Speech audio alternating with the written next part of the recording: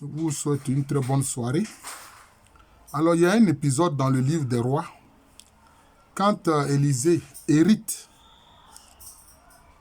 d'Élie comme prophète de Dieu, Yahvé. Bien sûr, il y a le manteau qu'il a reçu d'Élie. Et quand il arrive au bord du Jourdain, où il veut traverser, il veut passer le Jourdain, il ne dispose pas de pirogue. Il n'a pas non plus l'intention de nager. Et que fait Élisée? Élisée prend le manteau d'Élie et puis il frappe l'eau du Jourdain et puis il s'écrie, il demande à l'eau du Jourdain de se scinder en deux pour qu'elle puisse passer. Mais il faut avouer que quand il a pris le manteau d'Élie pour frapper les eaux du Jourdain, le Jourdain ne s'est pas ouvert.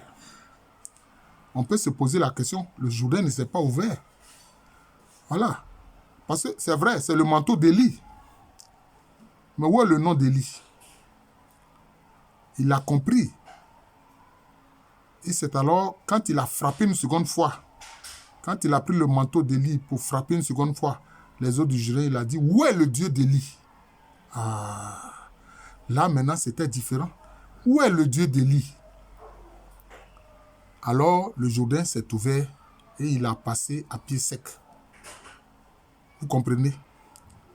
Il y a une leçon à tirer de ça. Il a bien dit, où est le Dieu d'Élie? C'est pour ça que la question de l'intercession est importante. Voilà. C'est pour ça que la question de l'intercession est importante. Il n'y a pas de... il ne faut pas faire de difficultés pour demander l'intercession. Parce que Élie a cheminé avec Dieu jusqu'au bout. Mais lui, il commence sa mission. Il ne connaît pas encore le Seigneur. Il n'a pas cheminé jusqu'au bout avec le Seigneur comme Élie l'a fait. Donc Élisée a compris. Il a dit, où est le Dieu d'Élie? Élisée a compris. Voilà. Donc, c'est ce qu'il faut comprendre.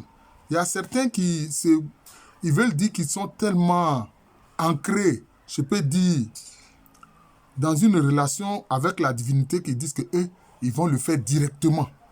Bien sûr, on peut le faire directement. Tu le fais directement, mais avec tes incapacités, avec tes péchés, avec tes insuffisances. Mais celui qui a cheminé avec le Seigneur jusqu'au bout, mais tu peux dire, mais où est le Dieu de Paul l'apôtre?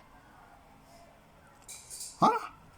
C'est un cri du cœur pour que le Seigneur se souvienne du cheminement qu'il a eu avec Saint Paul l'apôtre, pour qu'il intercède en ta faveur. Où est le Dieu de la Vierge Marie? Vous comprenez? Donc, c'est ça. C'est ça. Voilà. Donc, cette façon de dire non, il ne faut pas dire ceci, cela, il ne faut pas demander l'intercession, c'est une erreur. Voilà, on voit ici, déjà dans l'Ancien Testament, enfin dans le livre des rois, déjà la question de l'intercession. Voilà. Moi, je pourrais me crier, mais où est le Dieu de Saint Padre Pio?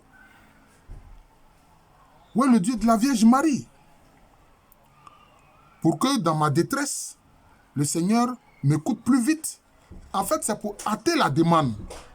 C'est pour hâter la demande. L'intercession hâte la demande. Ce n'est pas le fait que tu demandes directement toi-même que le Seigneur ne va pas t'exaucer. Il peut t'exaucer. Il va prendre le temps qu'il faut. Voilà, il va prendre le temps qu'il faut. Vous comprenez? Il va prendre le temps qu'il faut. C'est comme ça. Ah oui. Où est le Dieu de Saint Séraphin de Sarov? Où est le Dieu de Charbel, de Saint Charbel? Ouais. Où est le Dieu de Sainte Catherine de Sienne? Où est le Dieu de Saint Kizito? Où est le Dieu de Saint Luc Baramakuntu? Où est le Dieu de Saint Charles Lwanga? Où est le Dieu des martyrs d'Ouganda?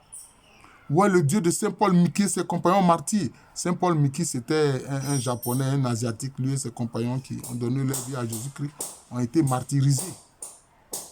Donc, voilà la question. Élisée a compris ça. Hein? Sinon, quand il a pris le manteau pour frapper la première fois, Dieu aurait pu permettre que cela s'ouvre, que les eaux du Jourdain s'ouvrent. Mais non. Il a fallu qu'il dise, mais où est le Dieu d'Élie? C'est ce qu'Élisée a compris. Vous comprenez? Cela veut dire quoi? Son héritage spirituel, il le tient d'Élie. Voilà. Hein? Nous tenons un héritage spirituel, c'est vrai. Jésus-Christ est notre boussole. Jésus-Christ est le centre de tout. Dans la foi chrétienne est christocentrique. Elle est aussi pneumatocentrique. Christocentrique, c'est-à-dire que c'est centré autour de la personne de Jésus-Christ. Pneumatocentrique, c'est centré autour du Saint-Esprit.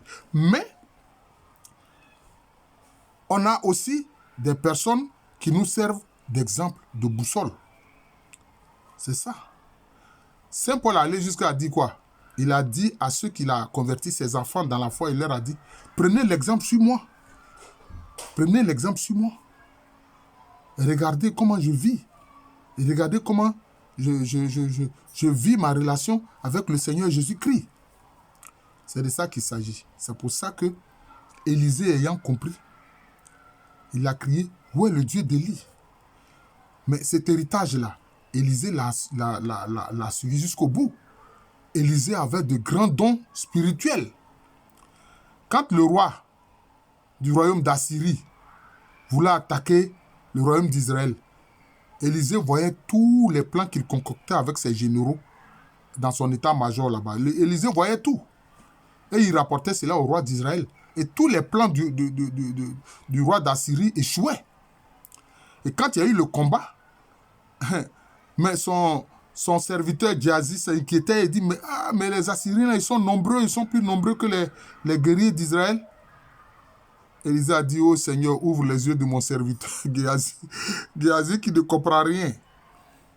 Quand ses yeux ont été ouverts, parce que Élisée lui a dit, ceux qui sont avec nous sont plus nombreux que ceux qui sont avec les Assyriens. Et c'est comme ça qu'il a vu toute une légion d'anges qui combattaient aux côtés d'Israël. Donc vous voyez, c'est ça la question aussi du recours à celui qui a eu une expérience avec Dieu. Voilà, c'est ça. C'est ça. Celui qui a eu vraiment une expérience avec Dieu. Bon, ce n'est pas encore... C'est pour ça que l'Église catholique a raison de la question des saints. Ce n'est pas encore celui qui est en cheminement sur terre pour dire « Ouais, mon père spirituel, ma mère spirituelle. » Mais ton père spirituel, ta mère spirituelle qui est encore sur terre là. Elle traîne encore des boulets d'insuffisance. Voilà. Des boulets de péché. Mais celui qui a fini sa mission sur terre et qui est entré dans la lumière du Seigneur, voilà, lui, il est dans un autre état. Voilà. Il ne connaît plus le péché. Il ne connaît plus les insuffisances.